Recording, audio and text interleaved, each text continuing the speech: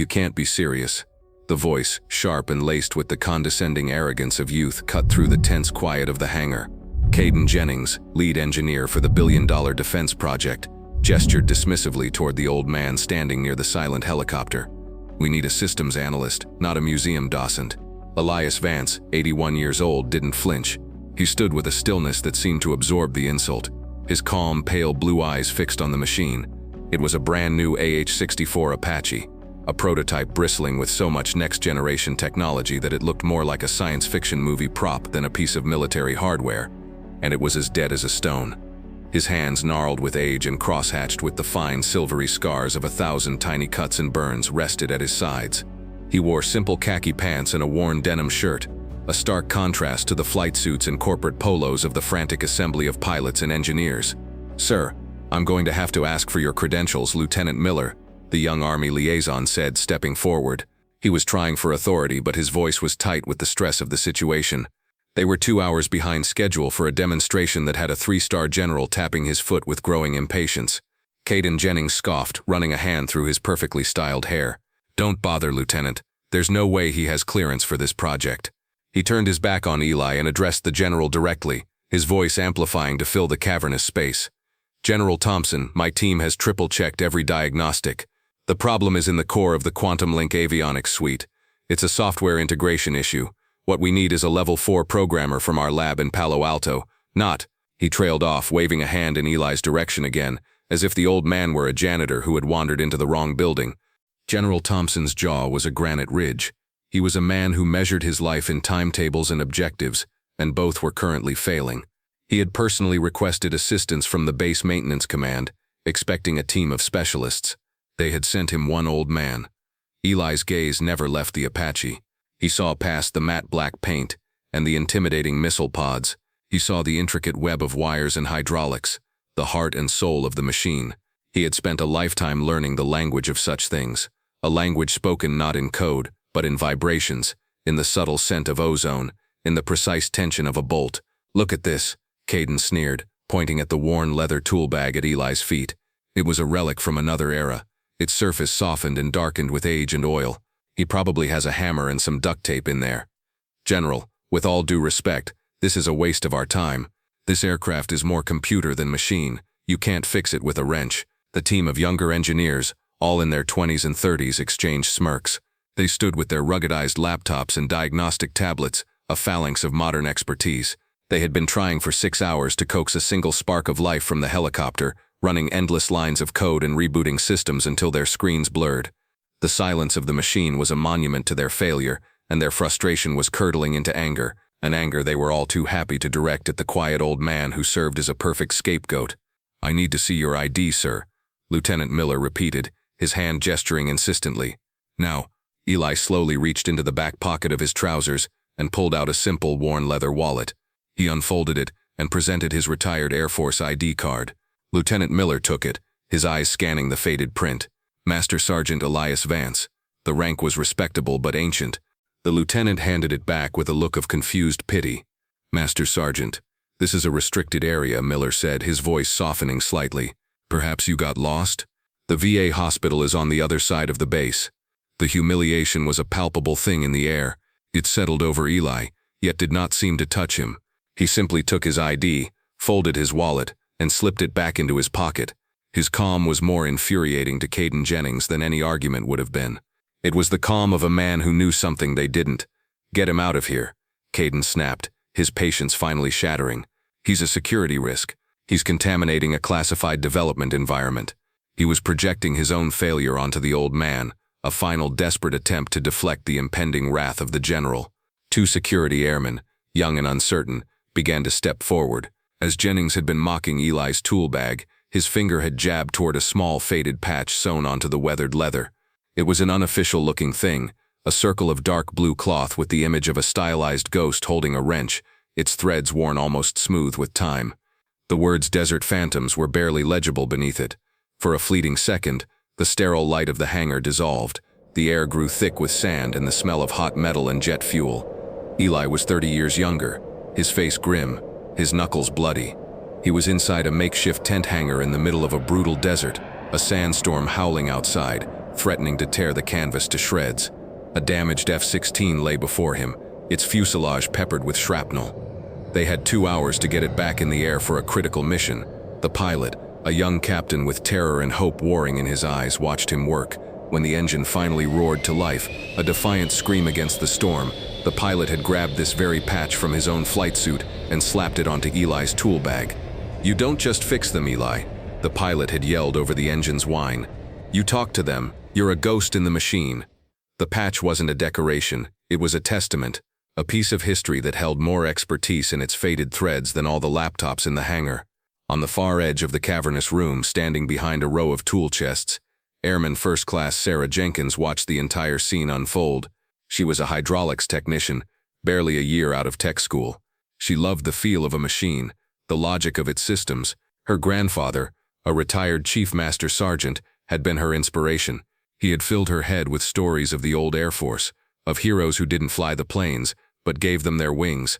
And he had told her about a legend, a man they called the Phantom Wrench, a maintenance savant who could diagnose an engine failure by the change in its pitch, a man who had practically written the book on battlefield repair.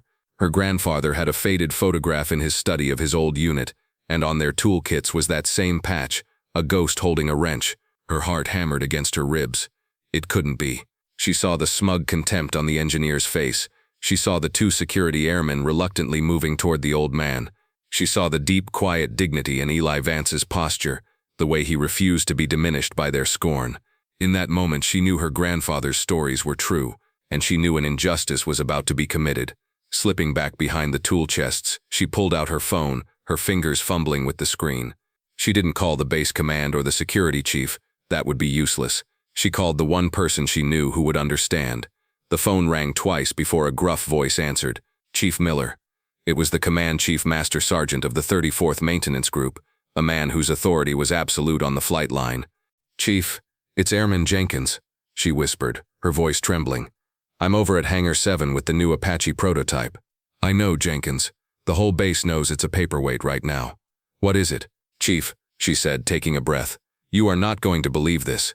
General Thompson is here, and so is the lead engineer from the contractor. They're about to throw an old man off the flight line." "An old man? Jenkins, I don't have time for. His name is Vance," she cut in, the words tumbling out. "Master Sergeant Elias Vance, retired. And Chief, he has the patch, the ghost patch." The other end of the line went completely silent. For a long, terrifying moment, Sarah thought he had hung up. Then his voice came back, low and vibrating with an intensity that made the hair on her arms stand up. "Stay where you are, airman. Do not let them touch him." The line went dead. Sarah peeked around the tool chest. The security airmen had reached Eli. One of them had a hand tentatively on his elbow. The audience, now privy to Sarah's call, could feel the charge in the air, a sense of impending thunder just over the horizon. The scales were about to tip. In his office on the other side of the base, Chief Master Sergeant Marcus Miller slammed his phone down, his mind racing. Elias Vance. The man was a myth, a ghost story told to new recruits to teach them humility and ingenuity. He was the sergeant who had reverse-engineered a captured enemy radar system using a coffee pot and a multimeter. He was the man who, during a classified operation in the 80s, had kept an entire special operations wing flying by fabricating replacement parts from scrap metal. He wasn't just a mechanic, he was the architect of modern Air Force maintenance doctrine. Entire chapters of the technical orders, the maintenance Bibles, were based on procedures he had invented on the fly in the heat of battle. Miller snatched the phone up again, his fingers punching in a number he was technically not supposed to have. He bypassed the general's aide, the front office, the entire chain of command. "Command post. State your emergency," a voice said. "This is Chief Miller. Get me General Thompson's direct line. I don't care what he's doing. I don't care who he's with. Break protocol. Do it now." There was a moment of sputtering protest which the chief cut off with a voice of cold iron. "Do you want to be the one who explains to the Air Force Chief of Staff why you let General Thompson humiliate a living legend? Patch me through." A click, a pause, and then General Thompson's irritated voice. "What is it, Chief?" "Sir, Chief Miller here. My deepest apologies for the breach in protocol, but it has come to my attention that you have Master Sergeant Elias Vance retired on your flight line." There was a pause. "I have some old man here, yes. The name sounds familiar." "Why?" "Sir," Miller said, his voice tight with controlled urgency. "Are you familiar with Technical Order 1AH6424 Chapter 4 Emergency Power System Diagnostics?" "Vaguely." The general grumbled. "What's your point?" "My point, sir, is that the man you're about to have removed didn't just read that chapter. He wrote it. After he jury-rigged a downed Apache's electrical system with speaker wire and a Zippo lighter to get 2 wounded pilots out of a hot zone. Sir, you don't have an old man in your hangar. You have the Phantom Wrench himself." Back in the hangar, Caden Jennings was savoring his victory. The security airman had a hold of Eli's arms now, preparing to lead him away. Jennings stepped in close. His voice a low, triumphant hiss meant only for Eli. "Time to go, old-timer. Don't worry, we'll call you if we ever need someone to patch a tire." This was his final arrogant overreach. He wasn't just dismissing Eli anymore. He was actively trying to humiliate him, to erase him from the scene so he could get back to the more comfortable task of blaming the software. He gestured to the security forces with a flick of his chin. "Escort him to the main gate, and make sure he's cited for trespassing. Maybe a forced competency evaluation is in order." He's clearly confused. It was at that precise moment that the sound began. A low rumble at first, growing rapidly into the unmistakable sound of multiple vehicles approaching at high speed. Heads turned toward the massive open hangar doors. A convoy of black government sedans and a blue and white security truck screeched to a halt on the tarmac, doors flying open before the vehicles had fully stopped. A flood of crisp, authoritative uniforms poured out. The first man out was Command Chief Master Sergeant Miller, his face a mask of thunderous purpose. Behind him was the wing commander, an Air Force colonel, and at least 4 other Chief Master Sergeants, the highest enlisted leaders on the base. They moved as one, a phalanx of righteous fury, their polished boots eating up the concrete as they strode into the hangar. The entire hangar fell silent. The air crackled. The security airmen holding Eli's arms froze, their eyes wide with terror as they recognized the approaching storm of senior leadership. They dropped their hands from Eli as if he were red-hot metal. Caden Jennings and Lieutenant Miller stared, dumbfounded. The entourage strode past them as if they were invisible. They ignored General Thompson. Their focus was singular. Chief Miller marched directly to Elias Vance. He stopped 2 feet in front of him, his posture ramrod straight. In the ringing silence, he brought his hand up in a salute so sharp, so precise, it seemed to cut the air. It was a gesture of profound, almost reverent respect. "Master Sergeant Vance," Chief Miller's voice boomed, filled with an emotion that no one in the hangar had ever heard from him before. "It is an honor to see you again, sir." Eli simply nodded, a small knowing glint in his eye. One by one, the other chiefs and the wing commander stepped forward and rendered their own salutes.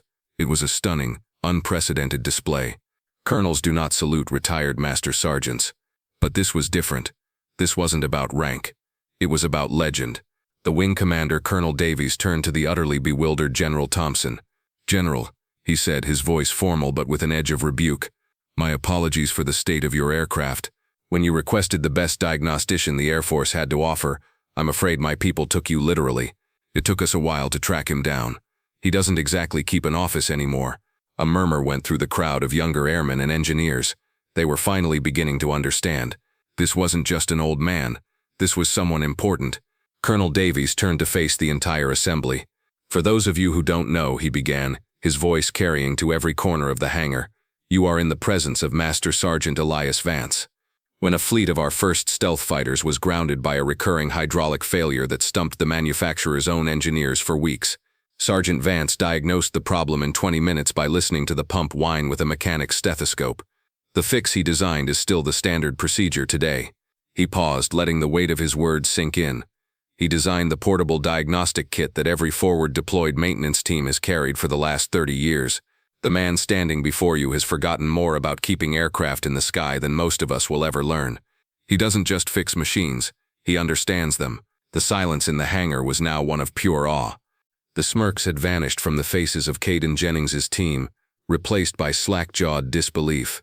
Jennings himself looked like he had been punched in the gut. His face was pale, his supreme confidence utterly shattered. General Thompson, his face a mixture of dawning comprehension and deep embarrassment, turned a withering gaze on the young engineer. His voice was quiet, but it was colder and sharper than any shout. "Mr. Jennings, you were given the privilege of having a living legend offer his assistance.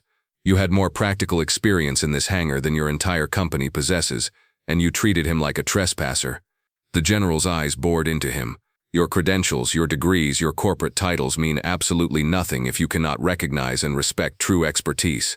Your team will stand down. Now, you will observe, and you will learn." He then approached Eli. His entire demeanor changed. Master Sergeant Vance, on behalf of my command, I offer you my most sincere and profound apology. Eli simply gave a slight nod, accepting the apology without fanfare. He looked past the general, his gaze settling on the group of humbled young engineers. His voice was quiet, but it carried with the effortless authority of a lifetime of wisdom. It's not about the new parts, he said, his words a gentle lesson rather than a rebuke, or the complex code. A machine, no matter how advanced, still has a rhythm. It has a pulse. You just have to be quiet enough to listen to it. As he spoke, he finally bent down and unlatched his old leather tool bag. He reached inside and his fingers closed around a specific tool. It wasn't shiny or new. It was a custom-ground offset wrench, its metal darkened with age, its handle wrapped in old frayed electrical tape. As he held it, the scene flickered again, another echo from the past, a dark, rain-slicked tarmac somewhere in Central America. A Black Hawk helicopter shot up and declared a write-off by the assessment team, sat listing to one side. A younger Eli was underneath it, drenched and covered in grease, tightening a final hidden bolt with that very same wrench. The pilot, his arm in a sling, stood watching him with desperate eyes. They said it was a total loss, Eli, the pilot said, his voice grim. No way she flies again. Eli had slid out from under the helicopter, wiped his hands on a rag and simply tapped the fuselage twice. He looked at the pilot and said, "She'll fly." He gave the signal to the co-pilot, and a moment later, the engines roared defiantly to life against the downpour. That wrench wasn't just a tool, it was a key, a conduit for an intuition that bordered on supernatural. Back in the present, Eli walked toward the lifeless Apache. He didn't ask for a tablet or a schematic. He simply ran his bare hand along a primary wiring conduit that ran from the cockpit to the engine bay. He closed his eyes for a moment, head tilted, as if listening to a silent symphony. The hangar was so quiet that the faint hum of the overhead lights seemed deafening. He stopped, tapping a specific access panel below the main rotor assembly. "Open this," he said quietly. Two of Jennings's engineers, now looking at Eli with a mixture of fear and reverence, scrambled to obey, their tools suddenly feeling clumsy and inadequate. They removed the panel. Eli peered inside at the dense, immaculate nest of wires and processors. He pointed with one long, steady finger. "There. That secondary power bus. The cable is pinched." Jennings squinted. "That's impossible. We ran the continuity check. The system said the connection was good. The computer thinks the circuit is complete," Eli said patiently. "It can't tell that the wire is being crushed. It's creating a microarc. Not enough to break the circuit, but enough to confuse the startup sequencer. It's putting the whole system into a fault protection lockdown." He looked at one of the engineers. "Hand me my wrench." He reached into the opening and with a few deft, practiced movements he loosened a mounting bracket, gently repositioned the pinched cable, and tightened the bracket again. The entire procedure took less than 90 seconds. He pulled his hand out and wiped it on his pants. He looked at the pilot in the cockpit and gave a single decisive nod. "Try her now." The pilot, his own face a mask of awe, flipped the switches for the startup sequence. For a second, there was the same dead silence. Then came a low whine. It grew steadily, climbing in pitch, joined by the whir of gyros and the flicker of 100 small lights on the instrument panel. The massive multifunction displays, dark for so long, flashed to life in a blaze of brilliant green and amber. With a deep, resonant roar that shook the very concrete of the hangar floor, the Apache's turbines ignited, its rotors beginning to spin in a slow, powerful sweep. The hangar erupted. It wasn't just a cheer, it was a catharsis, a roar of relief, of celebration, of pure, unadulterated respect. In the weeks that followed, the fallout was swift and decisive. The defense contractor issued a formal and very public apology to both the Air Force and to Elias Vance personally. General Thompson, true to his word, mandated a new training module for all personnel on his base, civilian and military alike. It was called Legacy of Service, and its centerpiece was the story of the day the Phantom Wrench visited Hangar 7. Caden Jennings was reassigned, sent back to a lab where his hubris could do less damage. One rainy Tuesday afternoon, months later, a humbled Jennings saw Eli Vance sitting alone in the base coffee shop, slowly stirring a cup of tea. Gathering all his courage, he approached the table. "Master Sergeant Vance," he began, his voice barely a whisper. Eli looked up, his eyes as calm as ever. "Sir, I never properly apologized," Jennings stammered. "What I did, how I treated you, it was inexcusable. I was arrogant, and I was wrong." He paused, then asked the question that had been haunting him. "I just have to know. How did you know? About the wire?" Eli took a slow sip of his tea. He looked at the young man, seeing not an antagonist, but a student who was finally ready to learn. A small smile touched his lips. "The new systems are designed to shout when they have a problem," he said quietly. "They scream error codes at you. But the old machines whisper. You just have to learn to listen for the silence where a sound ought to be." That day, the Apache wasn't shouting. It was holding its breath. The quietest heroes often have the loudest impact. If you were moved by Eli Vance's story, give this video a like, share it with someone who respects true expertise, and subscribe to Veteran Valor for more stories that honor our unassuming heroes.